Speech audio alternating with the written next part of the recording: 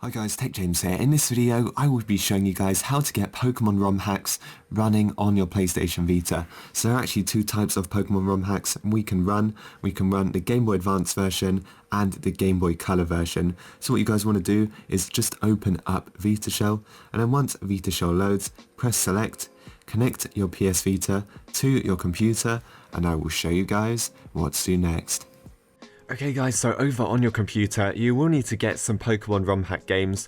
I've got two right here. I've got Pokemon Dark Rising for the Game Boy Advance, and I've also got Pokemon Prism for the Game Boy Color. So you guys can find these online. They're very easy to find. You can literally just type in Pokemon ROM hacks and just find websites listing them. I probably won't link any. Maybe I'll leave some in the comments or something. I won't leave any in the description just because Nintendo are actually watching my channel right now. But yeah, so you guys will need to find these online, and they are fairly easy to find.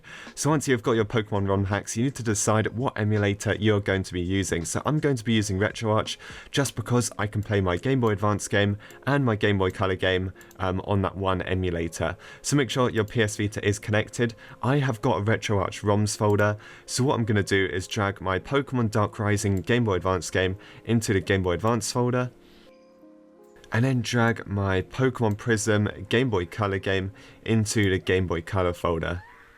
So now what I'll do is I'll go back onto my PS Vita, and we can test out these Pokemon ROM hacks and see if they work full, see if they perform like they should, and yeah, let's see what happens.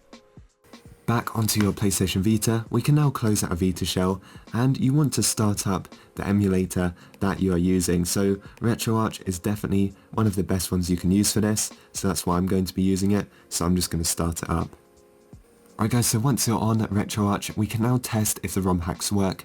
So what I'm going to do is go down and press circle on load content, and I'm going to go onto my UXO, into the RetroArch ROMs folder, and let's find our game. First of all, let's try Pokemon Dark Rising for the Game Boy Advance, so press the circle on that. Now you can choose your emulator. Let's go with GPSP and just press circle.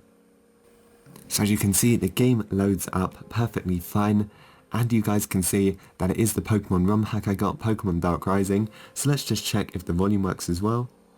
Yep, so as you can see, the Pokemon ROM hack works, completely well. Everything like that works. We can even press start and test out a game and everything like that.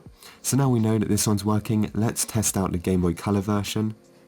So let's do exactly the same thing. Load content, press circle, go down to UXO, go into RetroArch ROMs, now go into Game Boy Color, and let's try the Pokemon Prism game. So we can choose an emulator to run with this. Let's choose the top one, I guess. And then you guys can see that this one opens as well. So that is how you play two types of Pokemon ROM hack games on your PS Vita. Unfortunately, we can't get the Nintendo DS version of Pokemon ROM hacks, but we do have Game Boy Advance and Game Boy Color. So that is pretty much it for this video. So if you guys enjoyed, make sure to like and subscribe, and I will see you guys in the next one.